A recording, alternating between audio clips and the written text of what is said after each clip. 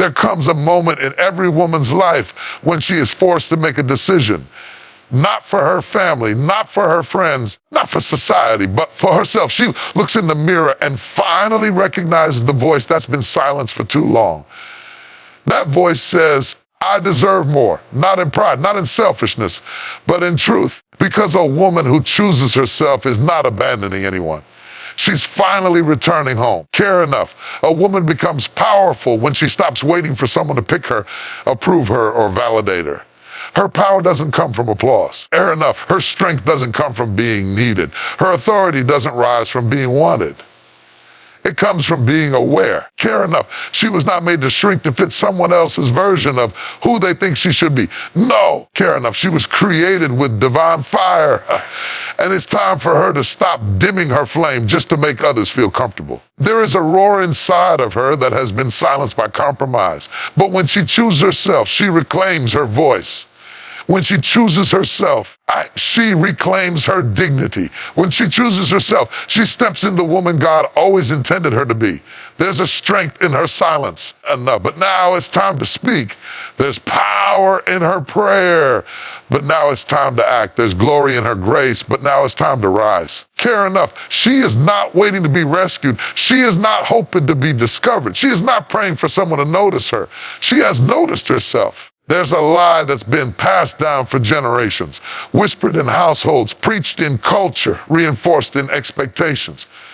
And it's this, care enough, that a woman who puts herself first is selfish. That if she draws a boundary, she's being difficult. That if she takes time to rest, she's lazy. That if she dreams too big, she's ungrateful. That if she walks away from what no longer serves her, she's disloyal. When you choose yourself, care enough, you are not turning your back on people. You turning your face toward purpose. You're finally allowing your life to be led by divine direction, not by guilt, pressure, or fear. For too long, women have been applauded for self-sacrifice, but overlooked in self-expression. Celebrated when they pour out for everyone else, but criticized when they decide to pour into themselves. There is something holy about a woman who finally sees herself, who no longer waits for permission to lie, breathe, create, thrive, and evolve. Care enough. There is something powerful about a woman who stops explaining her worth and starts embodying it. You've been showing up for everyone. Care enough, carrying burdens that weren't yours, smiling through exhaustion, being the rock when everything around you was crumbling. And care enough. But now it's time for you to show up for you. What makes you feel alive? What have you been denied to keep peace that never came? What have you been tolerated in the name of love when it was really just survival? Choosing yourself is an act of spiritual warfare. Care enough, because when you choose yourself, you break the chains of people pleasing. When you choose yourself, you confront the lies of unworthiness. And care enough. When you choose yourself, you silence the voice that says, you're too much. And awaken the truth that says, you were made for more. You are allowed to say no.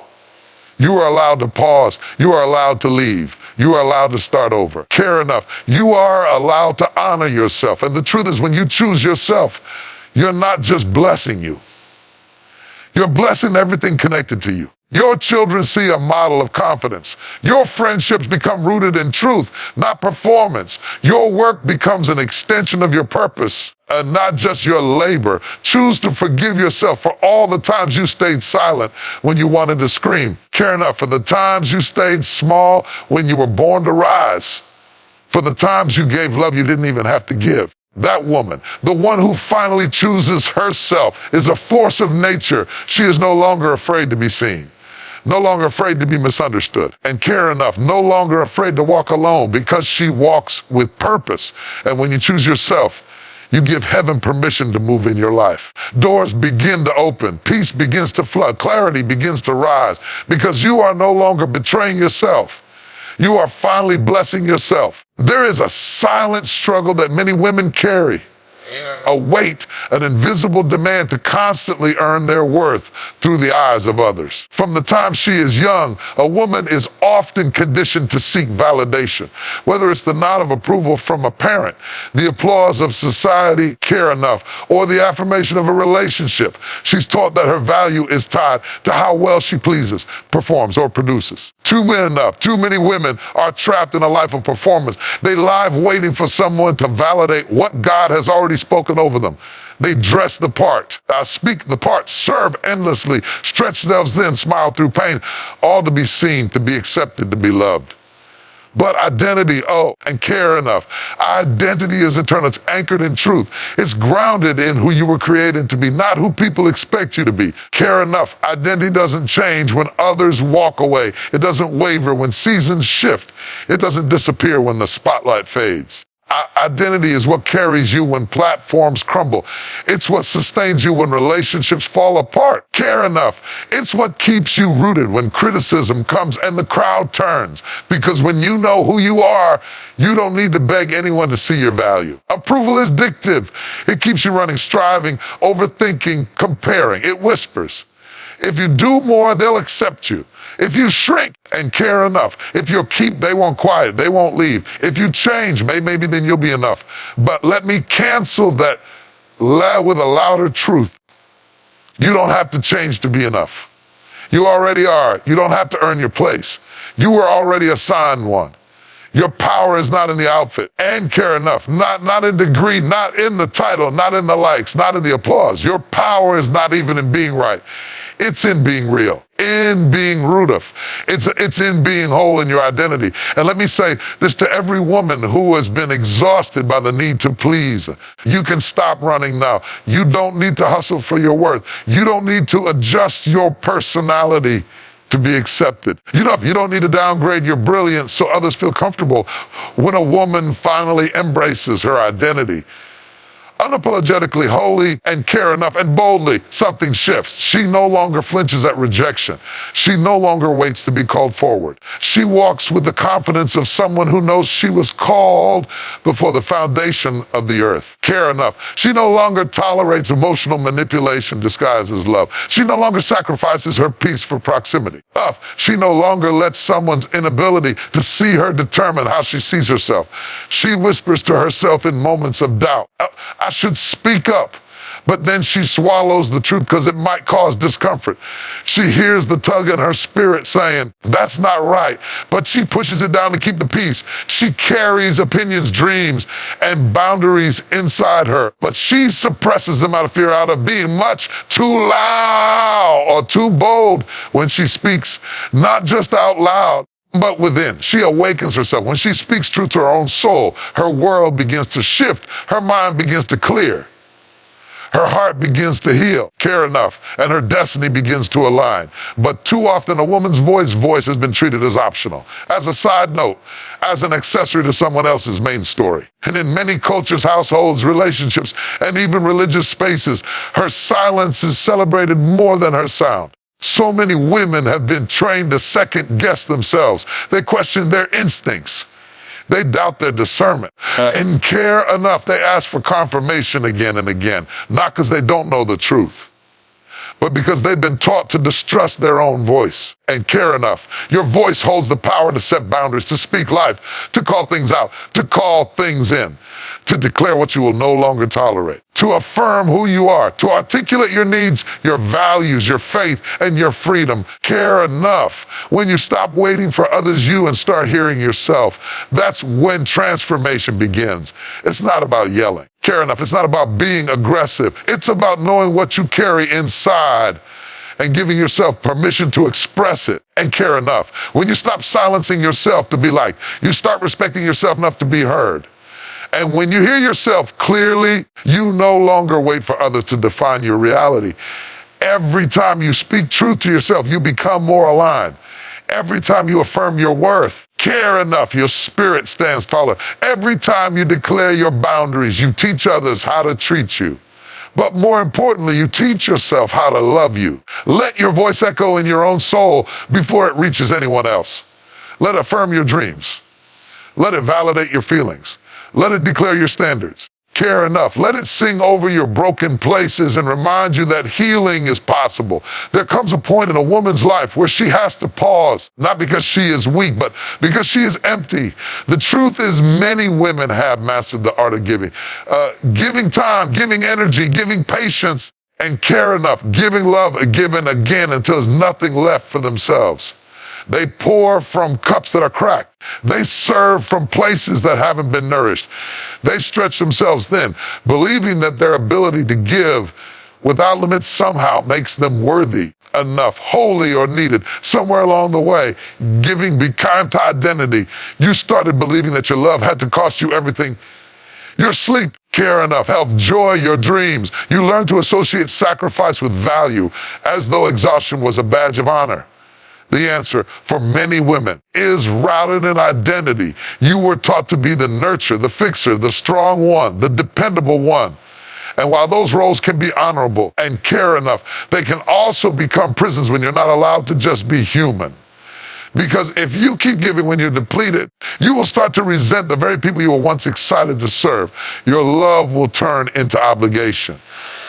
Your joy will be replaced by bitterness, care enough, and you'll wake up one day wondering how you lost yourself while trying to save everyone else. That cycle of saying yes out of fear, that cycle of giving without being seen, that cycle of performing for love, that cycle of rescuing people who don't want to change, that cycle of carrying burdens that were never yours to carry. There is a version of you that is deeply rooted in balance, in wisdom, in discernment. A version of you that knows when to give and when to pause, when to speak and when to rest, when to help and when to let go. Because the truth is, not everyone deserves your constant yes. Every emergency requires your immediate involvement. Not every relationship is meant to have unlimited access to your heart. Breaking the cycle of empty giving begins with awareness, but it continues with courage. The courage to make different choices. Courage to set boundaries that feel uncomfortable at first. The courage to disappoint others in order to stay true to yourself. The courage to say, I matter too. If you want to give love, give peace, give wisdom, give strength, then you need to receive those things as well. You need to sit in the presence of God and let Him pour back into you. You need safe spaces where your heart can exhale. You need time to just be without performing, without striving, without fixing. There is a sacred shift that happens when a woman, tired of being stretched too thin and overlooked too long, finally decides to prioritize herself. Not because she's selfish, not because she's tired of loving others, but because she realizes that true healing can only begin when she stops abandoning herself. She's been taught to put herself last, to make sure everyone else is okay, while she quietly carries her pain in the background. She shows up, stays strong, smiles through tears, and pretends she's fine, all while her own soul cries out for rest, for attention, for healing. Sooner or later, a woman realizes that she can't keep patching herself together with business and approval. She can't keep medicating her wounds with performance. She can't keep delaying her healing for the sake of everyone else's comfort. Healing doesn't happen when everything is fixed around her. Healing happens when she becomes a priority within her own life. When she no longer sees rest as a luxury. When she no longer sees her needs as an inconvenience, when she no longer waits to be rescued, but begins to rescue herself one breath, one boundary, one bold yes at a time. Because for too long, she's shown up for others and abandoned herself. She's been present for everyone else's crisis, but absent for her own needs. She's been reliable, dependable, strong, even while silently unraveling on the inside. But now she is done waiting for someone to ask if she's okay. She is done expecting others to notice her exhaustion. She's done performing for love. She's choosing herself. And in doing so, she's choosing to heal. Healing is not loud. It's not glamorous. It's not always shared on stages or seen in public victories. Sometimes healing looks like canceling the plans, turning off the phone, going to therapy, letting go of what no longer aligns, saying, I'm not okay. I'm going to be. And no one else can do it for her. No one else can climb into the places of her heart that have been neglected and bring them back to life. That is the work of intention, and intention begins when she places her hand over her own heart and says, you matter too. She realizes that if she keeps waiting for permission to heal, she'll stay broken. If she keeps sacrificing herself for the sake of being needed, she'll stay stuck. If she keeps saying yes to things that drain her, she'll stay resentful. It transforms her silence into self-expression, fear into boundaries, her survival into sacred self-care. She no longer feels guilty for stepping back. She no longer sees self-love as selfish. She no longer apologizes for taking up space, protecting her peace, or doing what's necessary to stay whole. She can pray, yes. She can seek wise counsel, yes. At the end of the day, she must choose. Choose to stop running. Choose to sit with her pain. Choose to let God into the wounded places. Choose to forgive herself. Choose to unlearn the patterns that kept her stuck. Choose to love herself enough to no longer settle for less than she deserves. It's not perfection. It's not polish. It's not always pretty. Sometimes it's messy. Sometimes it hurts. Sometimes it means walking away from people who don't understand. Sometimes it means reintroducing yourself to the mirror. Once she begins to prioritize herself, she starts to see the world differently. She begins to move from survival to freedom, from bitterness to peace, from exhaustion to empowerment. She shows up in her relationships differently, not with resentment, but with clarity. Not with fear, but with boldness. She no longer tolerates mistreatment. She no longer lowers her voice to fit in. She no longer hides behind being nice just to stay accepted. The more whole she becomes, the more powerful her presence becomes, because healed women love differently. They give without being emptied. They speak without apology. They rest without shame. They lead without seeking validation. They show others that healing is not a weakness. It is a strength. There is a moment in every woman's journey where she stops looking outside for answers and begins turning inward. A moment where she no longer waits for permission to move, to speak, to build, or to become. A moment where she no longer needs to be told who she is because she knows. Not borrowed strength, not secondhand confidence, not a filtered version of her truth, but her own authority rooted in identity, birthed in courage, and sustained by her unwavering commitment to live authentically. Authority is not arrogance. It's not domination.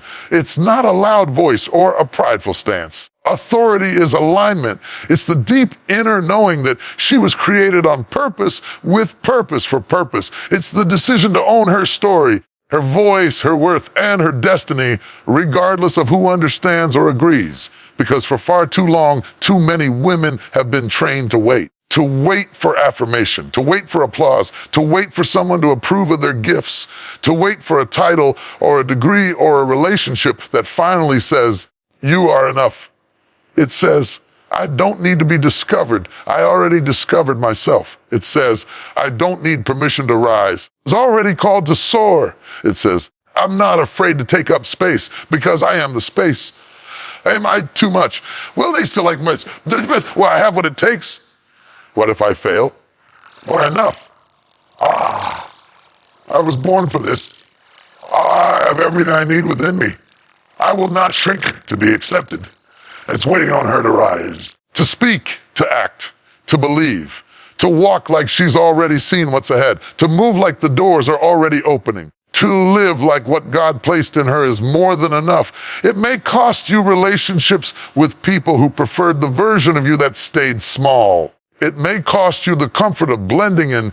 It may cost you the safety of being underestimated. It may cost you the illusion of being in control, because stepping into your future requires faith.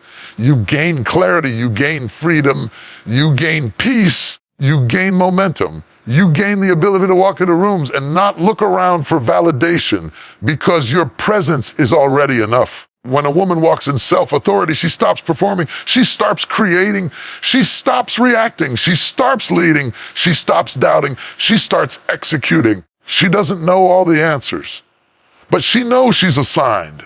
She doesn't have it all figured out, but she trusts her process. She doesn't wait to feel ready, because she knows ready doesn't always come before obedience. She's not chasing her future. She's unlocking it every time she shows up fully, speaks truthfully, and lives boldly. And let's make something clear. Walking in self-authority doesn't mean she never feels fear. It means she moves anyway. It means she honors the voice inside more than the noise outside. It means she's done outsourcing her vision to people who don't carry the blueprint. She's done handing her power to people who wouldn't know what to do with it. She's done waiting for the right time when she is the time. You have been empowered to walk in authority. You have been appointed, not just anointed. You have been graced for this season, and your future is waiting on you to believe that. Because when a woman finally walks in self-authority, her entire life shifts. The path clears. The weight lifts, the fear weakens, the favor flows. And what once seemed impossible begins to unfold, not because someone else opened the door, because she stopped waiting at locked ones and built her own. She begins to write the vision, launch the business, leave the toxic relationship, heal the wounds, raise the standard, and live the life that was already written for her. Her voice sharpens, her decisions align, her boundaries protect, peace multiplies, her power becomes undeniable. So let this be the day you stop shrinking. Let this be the hour you stop asking for permission. Let this be the moment you say, I'm ready.